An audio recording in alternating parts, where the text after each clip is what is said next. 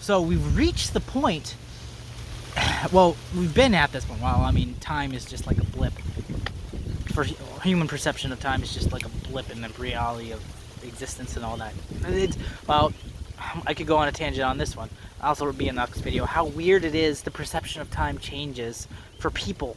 Like, depending on what you're doing, the environment, stress levels, all this crazy perception of time changes. How fucking crazy is that? Like, and then they think that more gravity reduces, speeds up time. So they'll think if you go towards a black hole, like just at the edge, and then come back, like everyone's seen, what is that?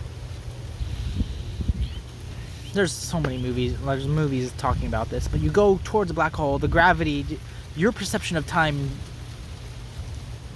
feels the same, but when you come back, everything else proceeded like really, really fast, and you just like it feels like nothing ever changed to you. Anyway, that's a tangent.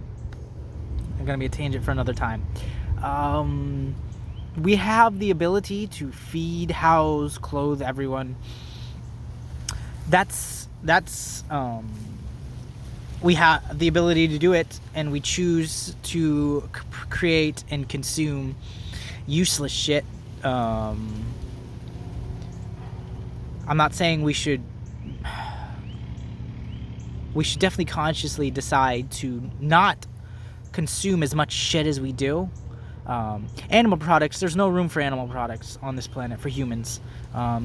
There's simply no justification. There's no moral or ethical justification for it. It's purely a pleasure thing, and when you can just receive just as much pleasure from a plant-based product, there is no good reason to take the life, let alone create a life with the intent of taking it for its shell, its corpse, its body, or any excretions it's able to produce that might feel good to us when it congeals into something you'd put on top of a plant-based product, and something that's probably 70% plant-based, a pizza. You sprinkle some congealed excretions from a cow whose infant was taken from it and killed, or recycled into the horrifying industry of dairy, which is worse than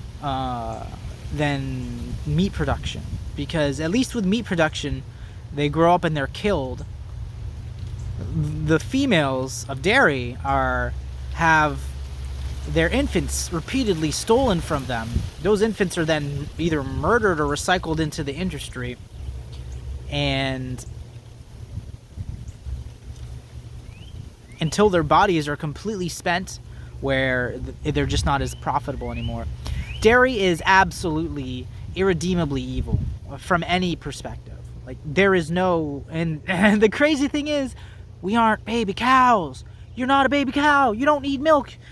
You can live an entirely, completely far healthier life without consuming any milk past what your actual physical mother provided for you. Biological mother would have been a better choice. Anyways, we all know that I'm vegan, so let's go on to the fact that the biggest struggle now is figuring out what humans are going to do with all of their spare time, because when humans have a lot of spare time, they like to get in trouble. Economic prosperity is entirely a construct for allocating resources. That's all it's for. Like capitalism, socialism, communism, we're allocating resources based on what other people feel like they want in their presence. And really, what do you ever own? Like, all this shit there is, humans can be happy with a bare minimum amount of things. We're addicted to acquiring things because naturally that's sort of acquiring something that we feel an affinity for. I can see being biologically extremely valuable because it drives us to maybe acquire food or security or a mate. And then once we have it, it's just like, okay, it's not new, it's not novel anymore. It just becomes clutter. And that's partly why food is such a pleasure, because every time it's new. You're using it for the first time. It's slightly different experience. I got a briar in my pan. Food is just an all-around pleasure for us.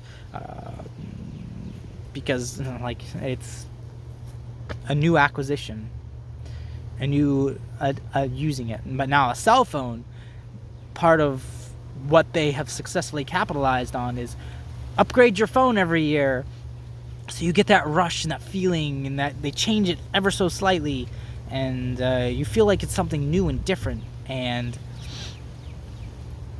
that's what they're capitalizing on. That is exactly, and that's what technology is being geared towards being. Like, oh my God, the amount of waste we have for these cell phones.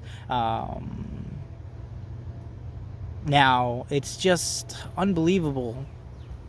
And yes, they've massively improved our lives.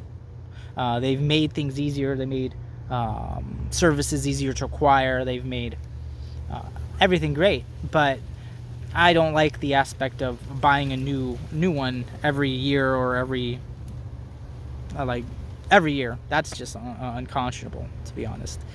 So stick with your smartphone. Most people do. Most people don't upgrade every. I don't know. Anyway, long story short, long rant short, we are capable of servicing the needs of every single human being currently living on this planet. What we are struggling to find is something to preoccupy people with, so they don't do bad shit, for lack of a better term. And nothing really strains a relationship like constantly being in the presence of that person. It's weird. It goes back to the novel new thing. Like, a new relationship is always going to be more exciting, and it's crazy how that is. And once you're familiar with something, it just becomes boring, and that's all biological. That's not something that's wrong with us. That's something that's ingrained with us. Because traditionally, for our species, staying in one spot, you consume the resources that you have. We're not used to this ability to being able to produce everything that we need and staying in one spot. We were nomads. We used to be people who, and that's why we like redecorating rooms and spring cleaning and tidiness and all that stuff. You see everything about humanity, if you just think about it, how it pertains to our survival. Economic prosperity is possible. We just need to figure out what the fuck we're gonna do with all of our spare time. That's it. I think AI, virtual reality, might be the solution to that. We need to develop that so we can create the utopia that is currently possible. So we have all of that fantastic ability in our heads.